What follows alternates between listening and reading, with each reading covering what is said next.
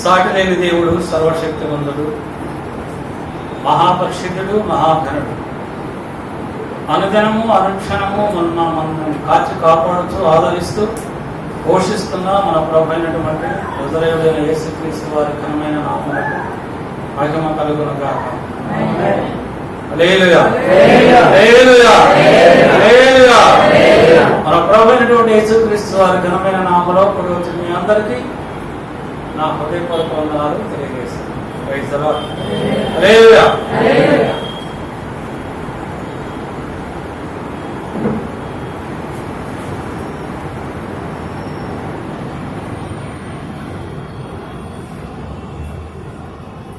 హోషేయ గ్రంథం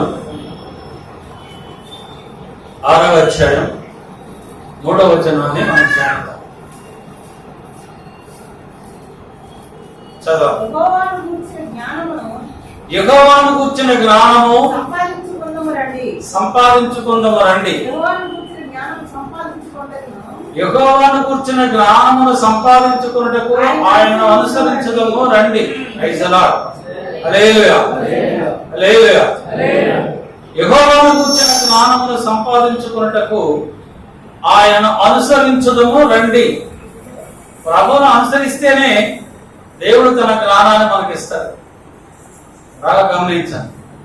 ప్రభువును అనుసరించకపోతే నీకు జ్ఞానం రాదు. నువ్వు ఎంత చదువుకున్నా, ఎంత విద్యాధికారి అయినప్పటికీ, ఎన్ని డిగ్రీలు ఉన్నా, దేవుని యొక్క జ్ఞానము నీకు కావాలి అంటే నువ్వు ఆయన మాత్రమే నువ్వు అనుసరించాలి.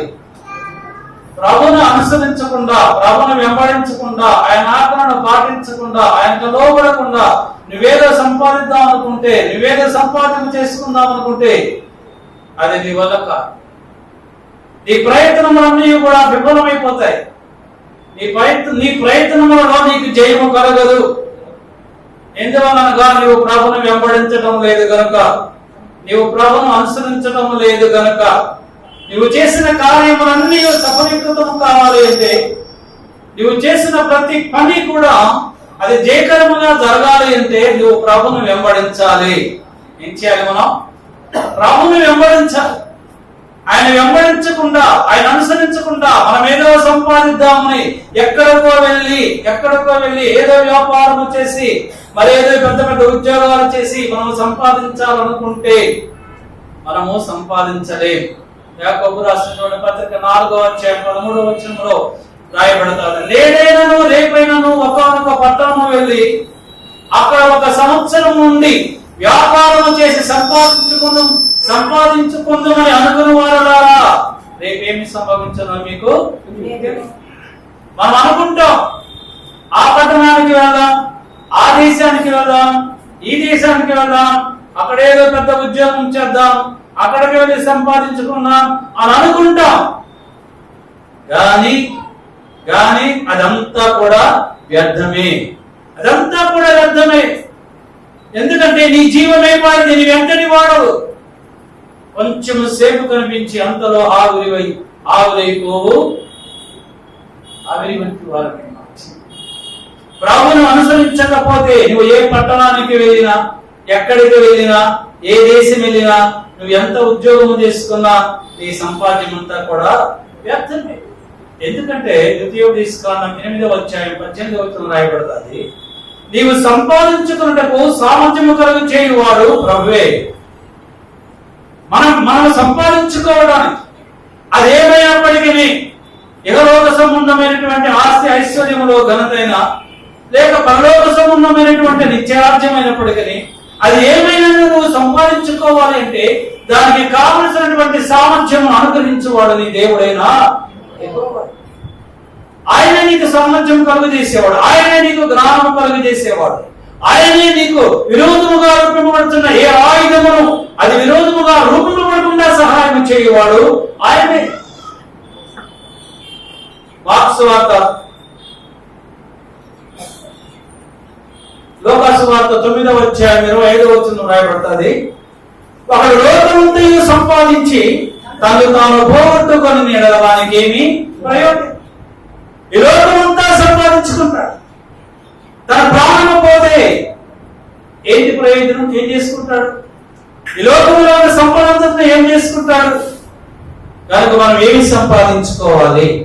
మనము ఏమి సంపాదించుకోవాలి? ఏమి సంపాదించుకుంటే దేవుని రాజ్యంలోనికి మనము ప్రవేశిస్తాం. ఏది సంపాదించుకుంటే ప్రభు రాజ్యములకు మనము వారసులం అవుతాము? ఈ లోక సంబంధమైనటువంటి అశాశ్వతమైనటువంటి ఈ క్షయమైనటువంటి ఈ సంపద, ఈ ఐశ్వర్యం, ఈ ఘనత వలన నీవు దేవుని రాజ్యములను సంపాదించుకొనలేవు. అపోస్తలుడైన పౌలు తిమోతికి రాసినటువంటి పత్రిక 1వ తిమోతి 6వ అధ్యాయం 1వ వచనం 11వ వచనం రాయబడతాది. దైవజనుడా, నీవైతే వీటిని విసర్జించుము. వీటిని విసర్జించాలి. దేనిని విసర్జించాలి? ఈ లోక సంబంధమైనటువంటి ధనాపేక్షను విసర్జించాలి. ఈ లోక సంబంధమైనటువంటి కీర్తిని, ఘనతను నువ్వు విసర్జించాలి. ఈ లోక సంబంధమైనటువంటి అహంకారమును నువ్వు విసర్జించాలి. ఈ లోక సంబంధమైనటువంటి గర్వమును నువ్వు విసర్జించాలి. ఈ లోక సంబంధమైన అతిశయాన్ని విసర్జించాలి. దైవజనుడా, నీవైతే వీటిని విసర్జించు. మరేం చేయాలి? నీతిని, భక్తిని, విశ్వాసమును, ప్రేమను, ఓర్పును, సాత్వికమును సంపాదించుకున్నట్టుకు ప్రయాసపడు. నువ్వు దేనికి ప్రయాసపడుతున్నావు? ఉదయకాలమున వేకువజామున లేచి రాత్రి పండుకునే వరకు ప్రయాసపడుతూనే ఉన్నావు. చెమటోడుస్తూనే ఉన్నావు. బట్టలు తడిసిపోతూనే ఉన్నాయి. మరి ఏం సంపాదించుకుంటున్నారు? ఈ లోక సంబంధమైన వాటిని సంపాదించుకోవడానిక ప్రభు అన్నాడు, ముందు నా నీతిని, నా రాజ్యమును మీరు వెతకండి. ఆయన నీతిని వెతుకు, ఆయన రాజ్యమును వెతుకు. నీకు కావలసిన అన్ని ప్రభు ఇస్తాడు. నీ సొంతంగా నువ్వు సంపాదిస్తే అది నిలబడదు. నువ్వు సొంతంగా నీ తెలివితేటలను సంపాదిస్తే అది నీకు దగ్గర నిలబడదు, నీతో ఉండదు అది. కానీ ఆయన ఇస్తే తన ప్రియులు నిద్రించుచుండగా ఆయన వారి కొరకు దాచి ఉంచినటువంటి ఆ నిధులన్నీ ఆయన నీకు ఇస్తాడు. ప్రభు ఇస్తే నీతో ఉంటాయి. ప్రభు ఇస్తే అవి నీ కొరకు ఉపయోగపడతాయి. లేకపోతే నువ్వు సంపాదించిన ఆస్తి వేరెవరిది అవుతారు. నువ్వు సంపాదించినది వేరెవరు తీసుకొని వెళ్ళిపోతారు. దానివల్ల నీ కష్టార్జిత వల్ల నీకు ప్రయోజనం లేదు. నువ్వు నీతిని సంపాదించుకో, నువ్వు భక్తిని సంపాదించుకో, నీ విశ్వాసమును సంపాదించుకో, ప్రేమను, ఓర్పును, సాత్వికమును నువ్వు సంపాదించుకోవడానికి నువ్వు ప్రయాసపడు. మనం దేని కొరకు ప్రయాసపడుతున్నాం? అపోస్తలుడైన పౌలు దేని కొరకు ప్రయాసపడ్డాడు? ఈ లోకములో ఉన్నటువంటి సంపద కొరక. అపోస్తలుడైన పౌలు ఎంతో ధనవంతుడు. తనకున్న ధనమును అంతటిని కూడా పెంట కుప్పగా ఎంచుకొని నష్టపరుచుకున్నాడు. దేని కొరకు? చదవండి, ఫిలిప్పీయులకు రాసినటువంటి పత్రిక 3వ అధ్యాయం 8-9 వచనాలు చదవండి. అపోస్తలుడైన పౌలు నిశ్చయముగా ప్రభు అయిన యేసు క్రీస్తును గూర్చిన విశేషమైన జ్ఞానమును నిమిత్తమై సమస్తమును నష్టముగా ఎంచుకొనుచున్నాను. దేని కొరకు సమస్తమును నష్టముగా ఎంచుకున్నాడు? విశేషమైనటువంటి క్రీస్తు యొక్క జ్ఞానమును సంపాదించుకోవడానికి, ప్రభు యొక్క జ్ఞానమును సంపాదించుకోవడానికి. ఆ జ్ఞానమే మన ప్రభు అయినటువంటి యేసు క్రీస్తు. ఆయన గురించి తెలుసుకున్నటమే నీకు గొప్ప సంపాదన. యేసు ప్రభు ఎవరో తెలుసుకున్నటే నీకు గొప్ప సంపాదన. ఆయన ఎవరో నువ్వు తెలుసుకుంటే ఆయన సంపాదించుకోవడానికి నువ్వు ప్రయాసపడతావు. ఆయన ఎవరో నీకు తెలియకపోతే మందిరానికి పోతున్నా, ఎందుకు వస్తున్నామో తెలియదు, ఎందుకు పోతున్నామో తెలియదు. వాళ్ళు వస్తున్నారని, వీళ్ళు వస్తున్నారని, మన ఇంటి పక్క వాళ్ళు వస్తున్నారని మేము మందిరానికి వస్తే దానివల్ల ప్రయోజనం ఏమి లేదు. దానికి బదులు ఇంటి దగ్గర కూర్చొని వంట చేసుకోవడం చాలా మంచిది, టీవీ చూసుకోవడం చాలా మంచిది. ఎందుకు వస్తున్నావు దేవుని మందిరానికి? నీ దేవుడు ఎవరో నువ్వు తెలుసుకోవాలి. ఆయన సంపాదించుకోవడానికి నువ్వు రా. నువ్వు దేవుని మందిరానికి వస్తే దేవుని నువ్వు సంపాదించుకుంటావు, ఆయన నీతిని నువ్వు సంపాదించుకుంటావు, ఆయన జ్ఞానాన్ని నువ్వు సంపాదించుకుంటావు. క్రీస్తును గురించినటువంటి జ్ఞానమును సంపాదించుకోవడానికి అపోస్తలుడైన పౌలు తనకున్న సమస్తాన్ని కూడా నష్టముగా ఎంచుకున్నాడు. 9వ వచనం చదువుము. క్రీస్తును సంపాదించుకొని నీతిని కాక క్రీస్తునందున్న విశ్వాసమునైన నీతి అనగా విశ్వాసమును బట్టి నీతి గలవాడనై ఆయన యందు అగపడు నిమిత్తమును ఏ విధము చేతనైనను మృతులలో నుండి నాకు పునరుద్ధానము కలుగవలెనని ఆయన మరణ విషయములో సమానుభవము గలవాడనై ఆయనను ఆయన పునరుద్ధాన బలము ఎరుగు నిమిత్తము ఆయన శ్రమలలో పాలువారనుకుంట ఎట్టిలో ఎరుగు నిమిత్తమును సమస్తమును నష్టపరుచుకొని వాటిని పెంటతో సమానముగా ఎంచుకొనుచున్నాను. ఆయన శ్రమలలో పాలువాడగుటకు, యేసు ప్రభువు పొందినటువంటి శ్రమలలో పాలువాడగుటకు అపోస్తలుడైన పౌలు తనకున్న సమస్తాన్ని కూడా నష్టముగా ఎంచుకున్నాడు.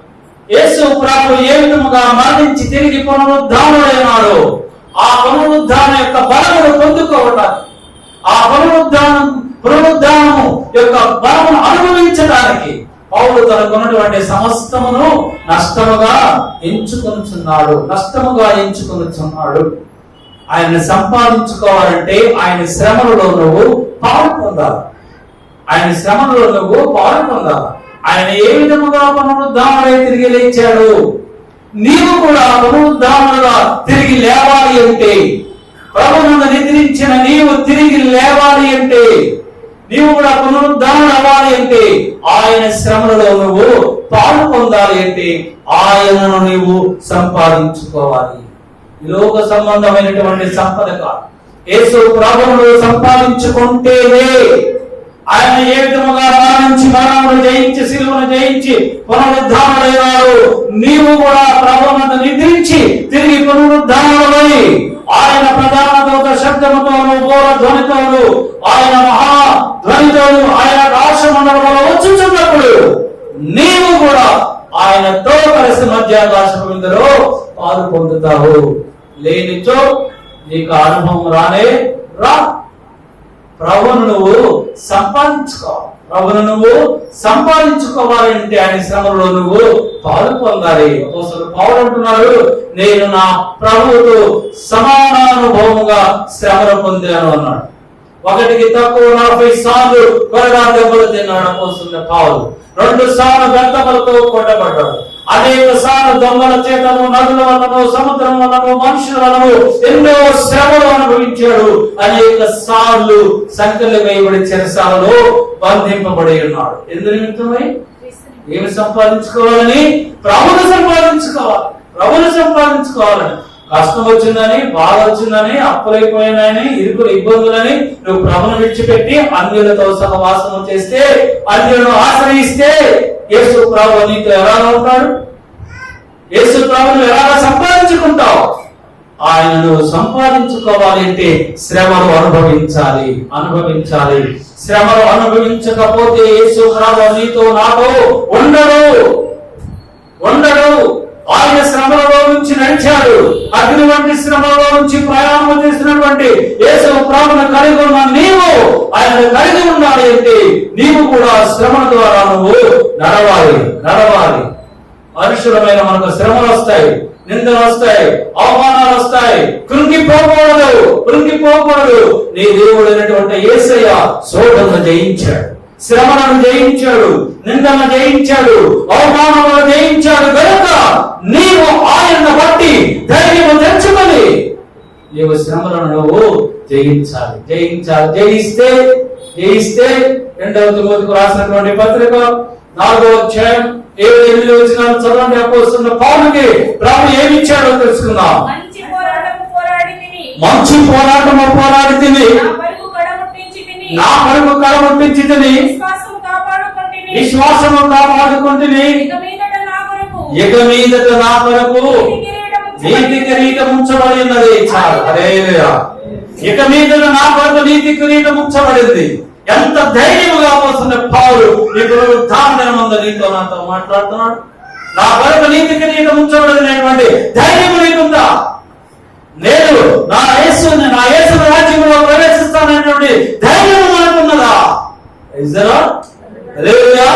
మంచి పోరాటం నేను పోరాడా, నా విశ్వాసమును నేను కాపాడుకున్నా, నా కొరకు నేను తుదముట్టించాను, నా కొరకు నీతి కిరీటము దాచబడి ఉన్నది. నీ కొరకు నీతి కిరీటము దాచబడి ఉన్నారంటే నీ విశ్వాసమును కాపాడుకో. ఈ బ్రతుకు కాలమంతా ఆయన వైపు మాత్రమే చూసి నువ్వు ప్రయాణించాలి. క్రీస్తు వైపు మాత్రమే చూసి ఎవరైతే ప్రయాణిస్తారో ఆయనతో కలిసి ఆయన రాజ్యంలో ప్రవేశిస్తారు. ఆయన వైపు చూడకుండా నువ్వు లోకం వైపు చూస్తే లోకములో మునిగిపోతావు. పేతురు అంటున్నాడు, ప్రభువా నీవే అయితే నేను ఈ నీటి మీద నుంచి నేను నీ యొద్దకు నడిచి వస్తానన్నాడు. ప్రభు ఏమన్నాడు? వద్దన్నాడా? నా పేతురు రమ్మన్నాడు. పేతురు ప్రభువును చూసినంతసేపు కూడా నీటి మీద నడుస్తూనే ఉన్నాడు. నీరు అనగా ఏ లోక నీటి మీద నడుస్తూనే ఉన్నాడు. ప్రభువును చూసినంతసేపు కూడా లోకం వైపు చూడలేదు. లోకం వైపు చూడనంత కాలము ఆయన లోకాన్ని జయిస్తూ వెళ్తూనే ఉన్నాడు. ఎప్పుడైతే ప్రభువును చూడకుండా లోకాన్ని చూశాడు, సముద్రాన్ని చూశాడు, తనతో ఉన్నటువంటి శిష్యులు పేతురు నువ్వు కూడా ప్రభువే అన్నారు. ఏమన్నారు? ఆ యొక్క పడవలో దోణిలో ఉండి పేతురు సముద్రం మీద నడుస్తూ ఉంటే వెనకమాల వాళ్ళు అంటున్నాడు, పేతురు కూడా ప్రభువే, పేతురు గొప్పవాడు, నీటి మీద నడుస్తున్నాడు, ప్రభువు నడిచాడు, పేతురు కూడా నడుస్తున్నాడు. కేకలు వేస్తుంటే పేతురు ఏం చేశాడు?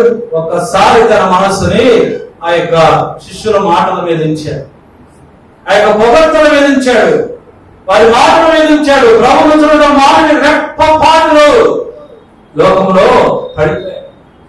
రెప్పపాటులో పడిపోయాడు, సముద్రంలో మునిగిపోతూ అప్పుడు అరుస్తున్నాడు, ప్రభువాని కేకలు వేస్తాడు. ప్రభు ఏమన్నాడు? పేతురు చేయి పడుకొని పైకి లేపి, అల్పవిశ్వాసి ఎందుకు సందేహపడ్డావు?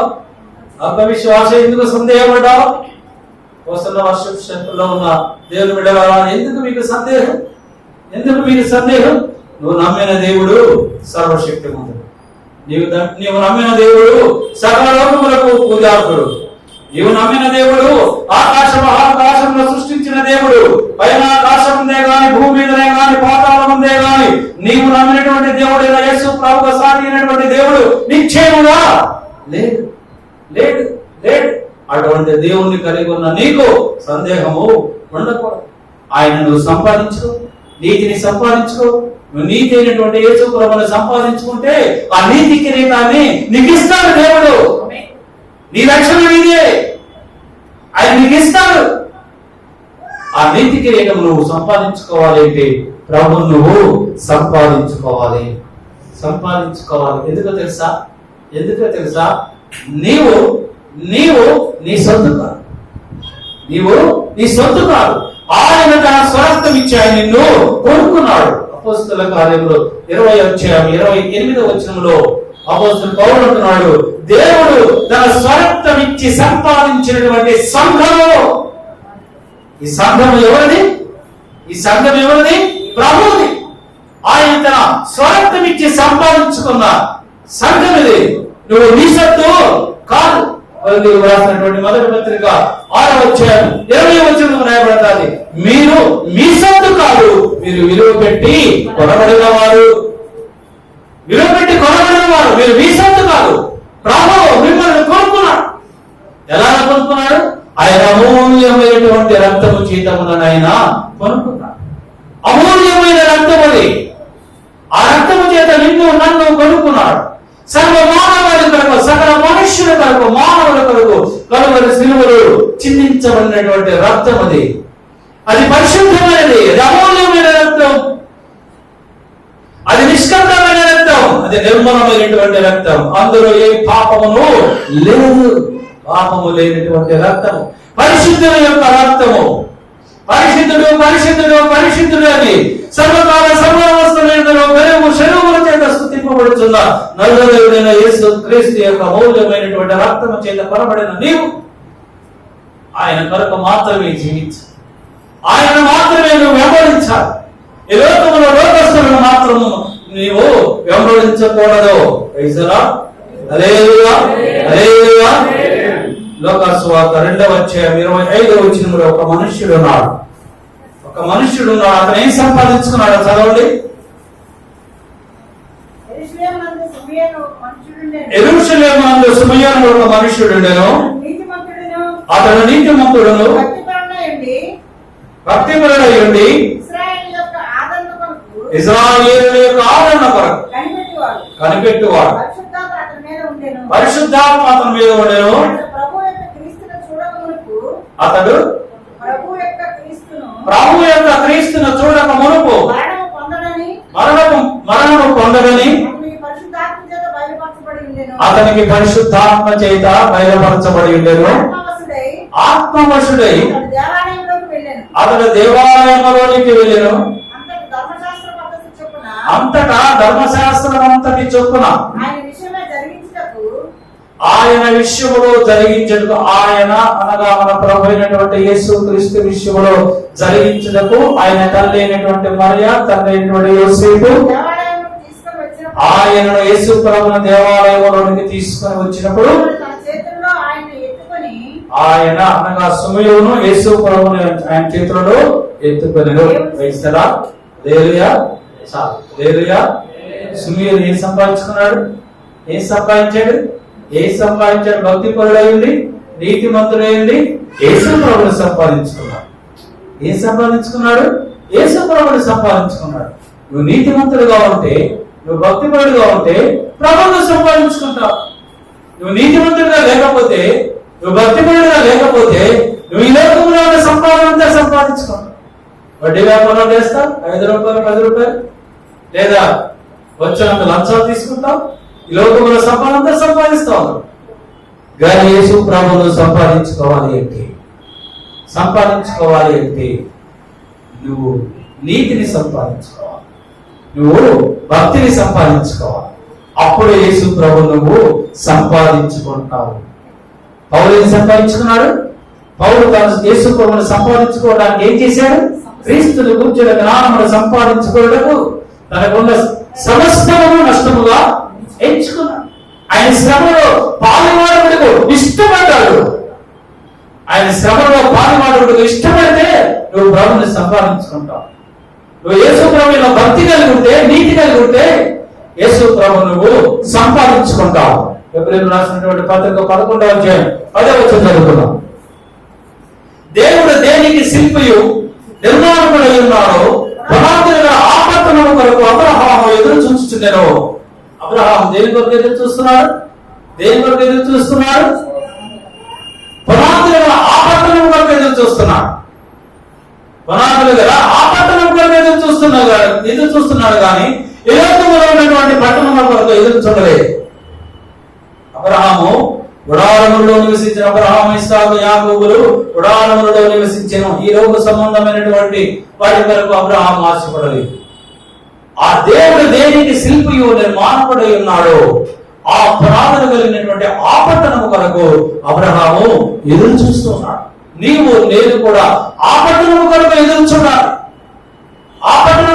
చూడాలి. ఈ లోకములో ఉన్న పట్టణముల కొరకు కాదు. ఆ పట్టణము శాశ్వతమైనటువంటి పట్టణము. ప్రకటన 21వ అధ్యాయం 10వ వచనంలో రాయబడతారు. ఆత్మవశులై ఉన్న మనుషులు ఎత్తైన గొప్ప పడవ మీద కొనుక్కొని యెరూషలేము పరిశుద్ధ పట్టణము దేవుని మహిమలై పరలోకమున్న దేవుని యొద్ద నుండి దిగి వచ్చుట నేను సూచితని. అపొస్తలుడైన యోహాను పద్మాసు దీపములో ఆ పునరుద్ధానమందు ఆయన ఆత్మయందు పరవశుడై ఉన్నప్పుడు దేవాది దేవుడైనటువంటి యేసయ్య యేసు ప్రభు యొక్క దూతలు యోహానుకి బయలుపరుస్తున్నాయి. యోహానుకు ప్రత్యక్షమై ఇలాగూ రాయము అంటున్నాయి. యోహాను చూస్తూ ఉన్నాడు. యెరూషలేము పరిశుద్ధ పట్టణము దేవుని మహిమలై పరలోకమందున్న దేవుని యొద్ద నుండి దిగి వచ్చుట చూచుచున్నాడు. పరలోకము నుండి దేవుని యొద్దకు దిగి వస్తున్నటువంటి ఆ నూతన యెరూషలేము పట్టణాన్ని అపోస్తలుడైన యోహాను చూస్తున్నాడు. నీవు నేను కూడా ఆ పట్టణాన్ని చూడాలి. నూతన యెరూషలేము పట్టణము చూడాలి. ఆ పట్టణము 12 పునాదుల మీద నిర్మించబడి ఉన్నది. ఆ పట్టణం యొక్క 12 పునాదుల మీద 12 మంది అపోస్తలుల యొక్క పేర్లు రాయబడి ఉన్నవి. అనగా అపోస్తలుల యొక్క ఉపదేశములు 12 మంది అపోస్తలుల యొక్క ఉపదేశముల మీద కట్టబడినటువంటి ఆ నూతన యెరూషలేము పట్టణాన్ని చూడటానికి మనము వెళ్ళాలి. ఆ పట్టణంలో మనం నివసించాలి. ఈ పట్టణము కాదు. అపోస్తలుల బోధనలో ఉన్నప్పుడు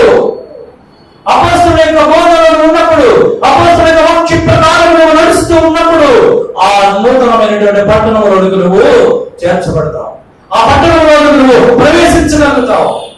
ఈ లోకంలో ఈ పట్టణములన్నయూ, ఈ గృహములన్నయూ, ఈ బిల్డింగ్లన్నీ కూడా ఏదో ఒక రోజున పాడైపోతాయి, నశించిపోతాయి. కానీ ఆ పట్టణము నశించిపోయేది కాదు. అది 12 మంది అపోస్తలుల మీద పునాదుల మీద కట్టబడినటువంటి పట్టణం. అది 21వ అధ్యాయం 14వ వచనం చదవండి. ఆ పట్టణము ప్రాకారము 12 పునాదులు గలది. ఆ పునాదుల పైన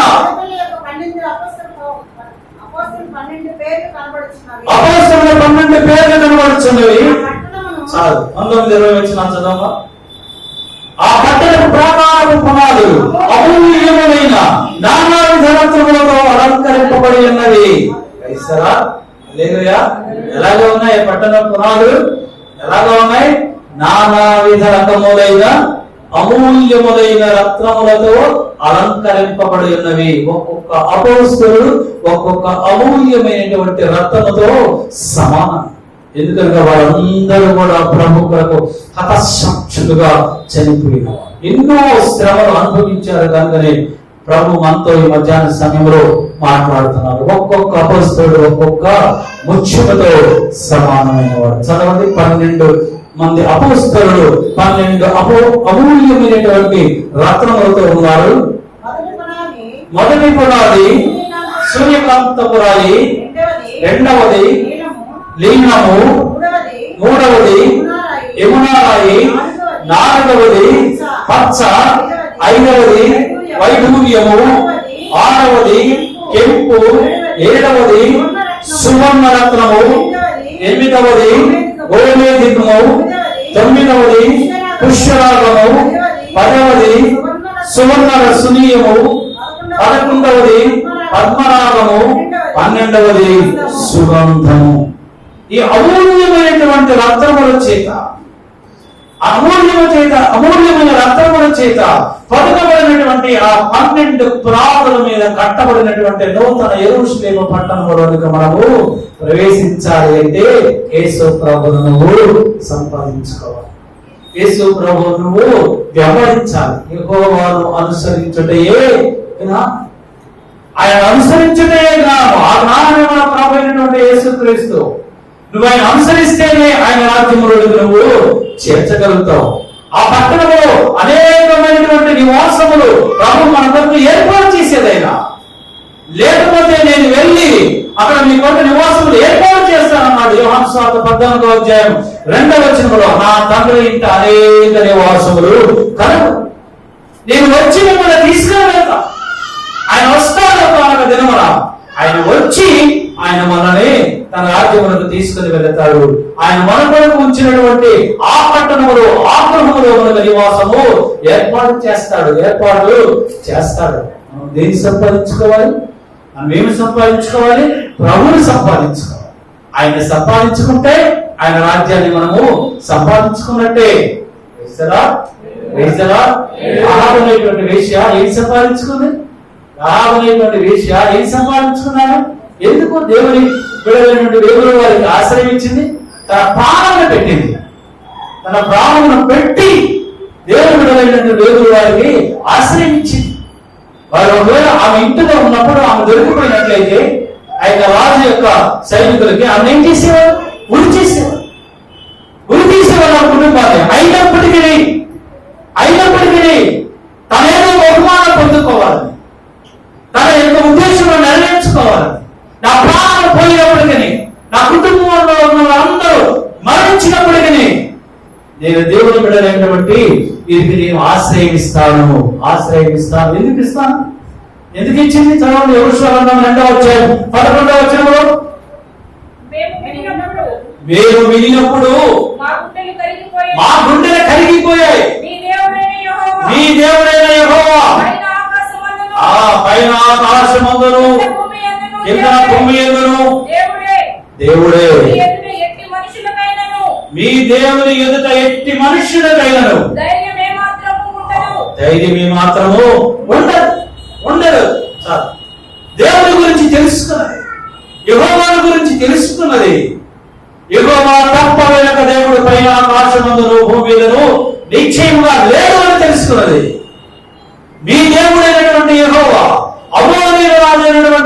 ఆ యొక్క శ్రీహోనుడు తదితర రాజులను చంపివేసి నిర్మూలన చేశాడు, నాశనం చేశాడు. మీ దేవుని ఎదుట ఏ రాజు కూడా నిలబడి నేను విన్నావు, నువ్వు నువ్వు అనేక సార్లు విన్నావు. నీ దేవుడైనటువంటి యేసు ప్రభు ఎవరు నువ్వు విన్నావు. విని ఆయన విడిచిపెడుతున్నావా, లేక విని ఆయన వెంబడిస్తున్నావా? వింటూ మౌనంగా ఉన్నావా? ఆమెకి మౌనంగా లేదు. తన కుటుంబాన్ని రక్షించుకోవాలి, తన కుటుంబాన్ని కాపాడుకోవాలని యెహోవా దేవుడి సజీవుడైనటువంటి దేవుడు, ఆయనే జీవము కలిగినటువంటి దేవుడు. ఆ దేవుడిని ఆశ్రయిస్తే నేను నా కుటుంబం కూడా రక్షింపబడతాది. ఈ ఎరుకో పట్టణాన్ని మీ దేవుడు నిశ్చయముగా మీకు అనుగ్రహిస్తాడు, నిశ్చయముగా మీ స్వాధీనము చేస్తాడు అని నేను ఎరుగుదును. నాకు తెలుసు ఈ ఎరుకో పట్టణాన్ని మీ దేవుడు నాశనం చేస్తాడని, ఆయన మీకు స్వాధీనం చేస్తాడని. కనుక ఇప్పుడు నేను నా ఇంటిని, నా బంధువులను, నా తల్లిదండ్రులను, నా చుట్టాలను నేను రక్షించుకోవాలి. కనుక నేను మీకు ఉపకారం చేసి కనుక మీరును నాకు ఉపకారం చేయండి అని వాడు ఏమడిగింది? నేను మీకు ఉపకారం చేశాను, మీరు నాకు ఉపకారము చేయండి. కనికరము కలిగిన వారు కనికరము పొందురు. ఈ కనికరం అంటే నువ్వు కూడా, దేవుడు కూడా నీ ఎడల కనికరము చూపిస్తాడు. నువ్వు ఉపకారం చేస్తే దేవుడు నీకు నీ కుటుంబానికి కూడా ఉపకారం చేస్తాడు. రాహాబు అనే వేశ్య అదే కాదు అంటుంది, నేను మీకు ఉపకారం చేశాను, మీరు నాకు ఉపకారం చేయండి. ఏ కిటికీ గుండా అయితే తాడుతో మిమ్మల్ని కిందకి దించి మిమ్మల్ని రక్షించారు, అదే కిటికీకి వాళ్ళు అంటున్నారు, మీరు ఎర్రని దారమును కట్టండి. ఒకనొక దినమున మేము వచ్చి ఈ పట్టణాన్ని, ఎరుకో పట్టణాన్ని నిర్మూలన చేసేటప్పుడు నిన్ను నీ కుటుంబాన్ని కూడా మేము రక్షిస్తాము. హల్లెలూయా. యెహోషువ గ్రంథం 6వ అధ్యాయం 25వ వచనంలో రాయబడుతుంది, రాహాబును వేశ్య ఎరికోను వేగు చూచుటకు యెహోషువ పంపిన దూతలను దాచిపెట్టి ఉండెను గనుక అతను ఆమెను, ఆమె తండ్రి ఇంటి వారిని, ఆమెకు కలిగిన వారిని అందరినీ బ్రతికనిచ్చెను. హల్లెలూయా, హల్లెలూయా, హల్లెలూయా. యెహోషువ పంపిన దూతలను దాచిపెట్టింది గనుక ఆమెను, ఆమె తండ్రి ఇంటి వారిని, ఆమెకు కలిగిన వారందరికీ కూడా రక్షణ కలిగింది. ఏం చేసింది? ఏం సంపాదించుకున్నామే? రక్షణ సంపాదించుకుంది. హెబ్రీయులకు రాసినటువంటి పత్రిక 2వ అధ్యాయం 3వ వచనం రాయబడింది, ఇంత గొప్ప రక్షణ నిర్లక్ష్యము చేసి ఎలాగా ఎలాగో తప్పించుకుందాము. ఎలాగ తప్పించుకుంటాం? నరకములో నుండి ఎలాగ తప్పించుకుంటాను? మరణములో నుండి ఎలాగ తప్పించుకుంటాను? నరకములో నుండి తప్పించుకోవాలన్నా, మరణములో నుంచి తప్పించుకోవాలన్నా, చీకటిలో నుంచి తప్పించుకోవాలన్నా, అపవాది క్రియలలో నుంచి తప్పించుకోవాలన్నా, అపవాది బంధకాల నుంచి తప్పించుకోవాలన్నా, ఇంత గొప్ప రక్షణను నువ్వు నిర్లక్ష్యము చేయకూడదు. జ్ఞాపకం చేసుకోండి. నిర్లక్ష్యం చేస్తున్నావా? ఆయన రక్షణ అమూల్యమైనటువంటి రక్షణ, గొప్ప రక్షణ. ఆ రక్షణ మనము నిర్లక్ష్యము చేయకూడదు. నువ్వు నిర్లక్ష్యము చేస్తే దేవుడు నీకు ఇచ్చినటువంటి ఆశీర్వాదాలను నువ్వు కోల్పోతావు. 1799వ సంవత్సరంలో నార్త్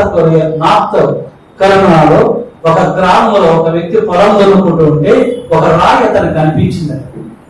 1799వ సంవత్సరంలో తన పొలంలో వ్యవసాయం చేసుకుంటూ ఉంటే ఒక రాయి అతను కనిపించింది.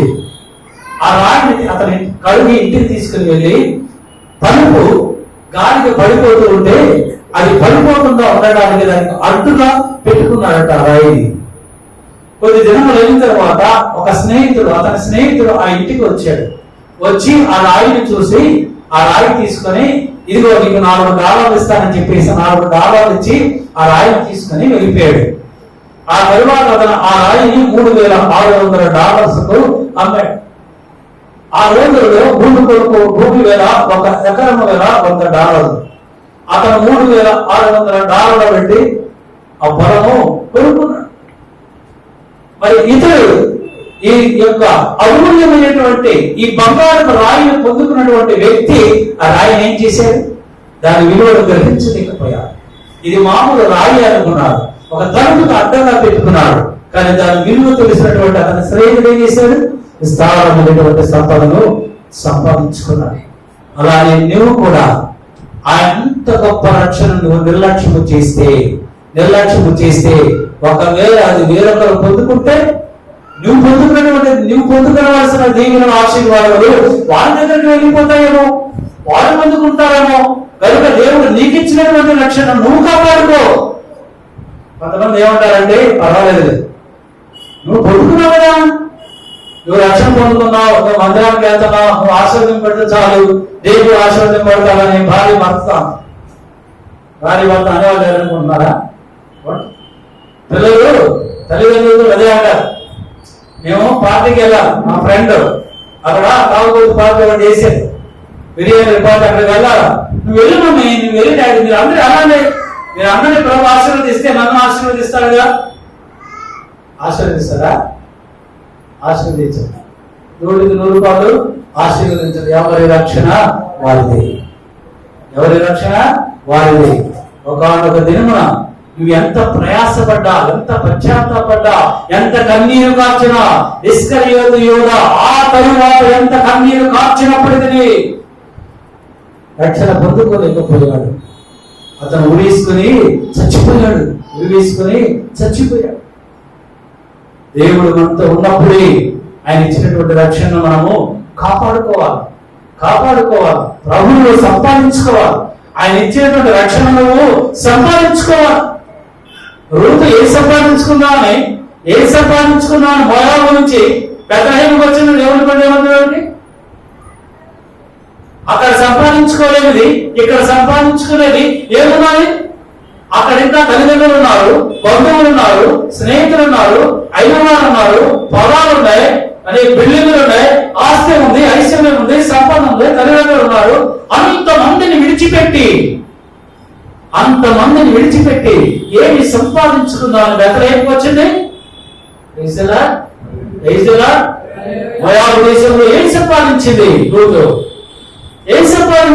మోయాబు దేశంలో శపించబడినటువంటి ప్రజల మధ్యలో, శపించబడినటువంటి విగ్రహాల మధ్యలో ఉండి ఏదో సంపాదిద్దామనుకున్నది. కానీ ఏమైంది? మామయ్య చనిపోయాడు, బావగారు చనిపోయాడు, కట్టుకున్న భర్త చనిపోయాడు. ఇంకా ఏముంది నేను ఇక్కడ ఉండడానికి? ఇంకా ఏముంది? నా దేశంలో ఏమున్నది? నా దేశము అశుద్ధమైన దేశము, అపవిత్రమైన దేశము, నా ప్రజలు పాపులు, వారు ఆరాధించుతున్న దేవుడు పాపే. అక్కడ ఇది ఏమీ లేదు. నేను నా అత్తను వెంబడిస్తాను. బెత్లెహేములో దేవుడున్నాడు,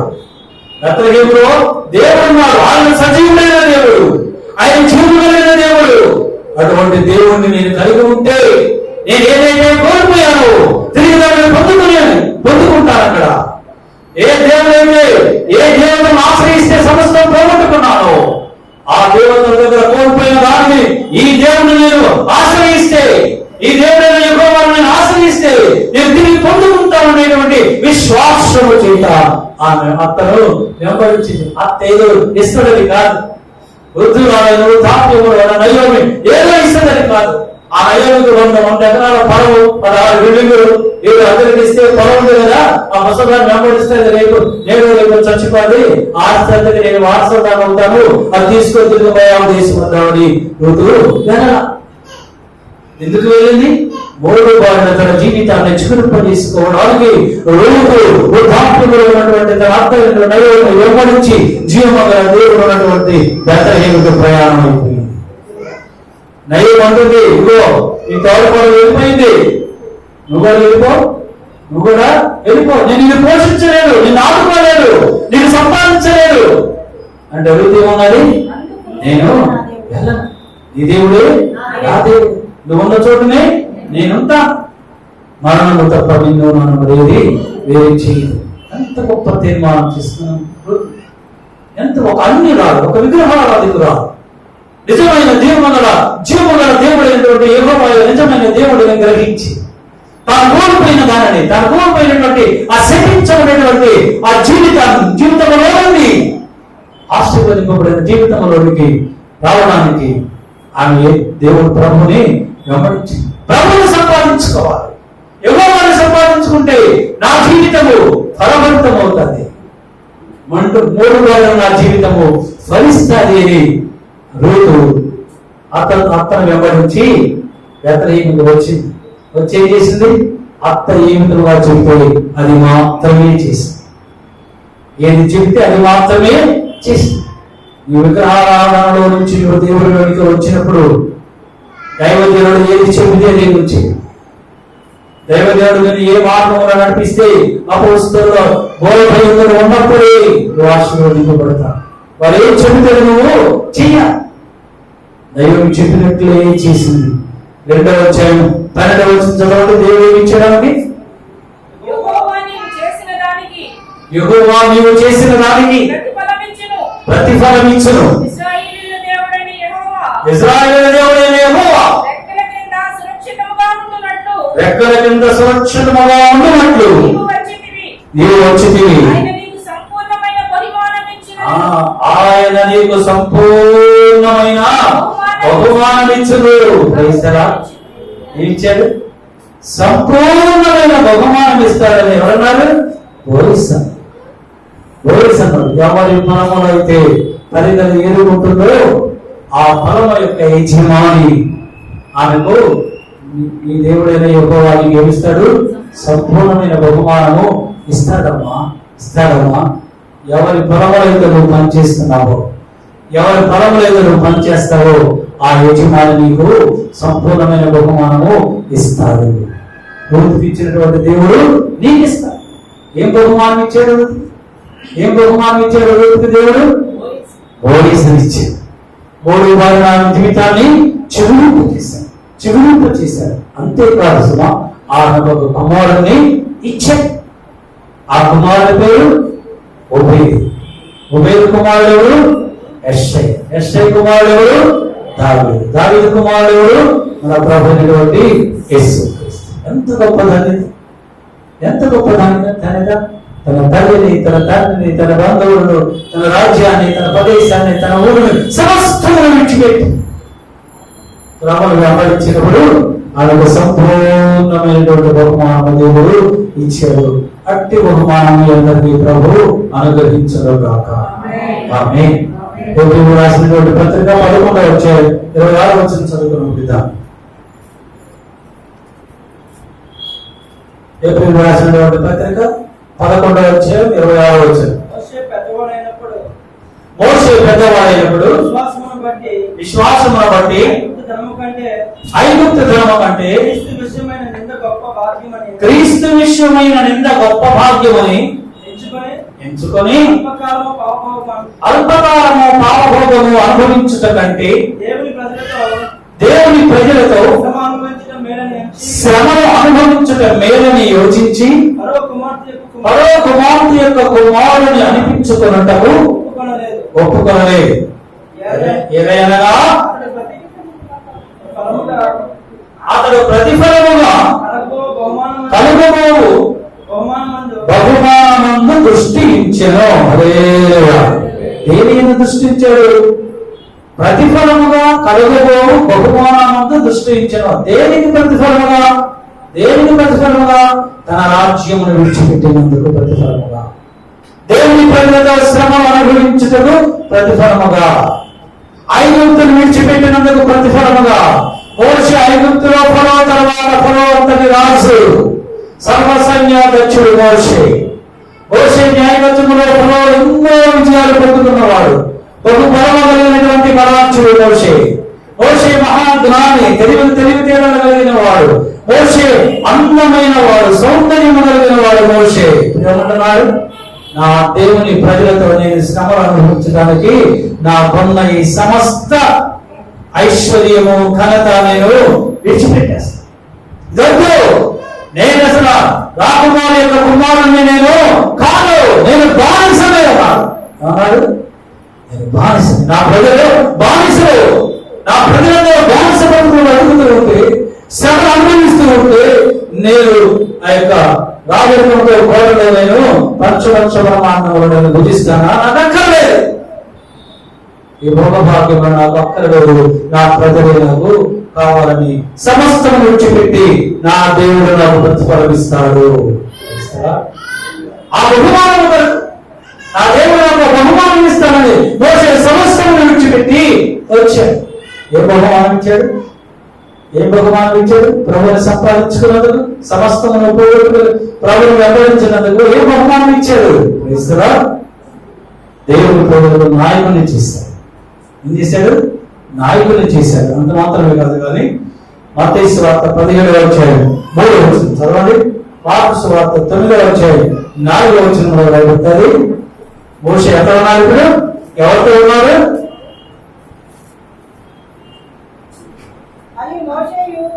మరియు మోషేయు ఏలియాయు ఆయనకు కనబడి యేసుతో మాట్లాడుచుండేది. ఎవరు మాట్లాడుతున్నారు? యేసుతో. ఎవరు మాట్లాడుతున్నారు? అపోస్తలులైన పేతురు, యాకోబు, యోహాను చూస్తూ ఉన్నారు. ఏం చూశారు? ఆ పరిశుద్ధ పర్వతం మీద యేసు ప్రభు రూపాంతరం చెందినప్పుడు యేసు ప్రభుతో ఎవరు మాట్లాడుతున్నారు? మోషే మాట్లాడుతున్నారు, ఏలియా మాట్లాడుతున్నారు. ఎంత గొప్ప ధన్యత! దేవుడు ఇచ్చినటువంటి బహుమానం మోషేది. సమాన అనుభవం ఇచ్చింది. యేసు ప్రభుతో మాట్లాడేటువంటి అనుభవం, దేవుని కొరకు శ్రమ అనుభవించినప్పుడు, దేవుని ప్రజల కొరకు శ్రమ అనుభవించినప్పుడు దేవునితో మాట్లాడేటువంటి అనుభవాన్ని దేవుడు మనకు ఇస్తాడు.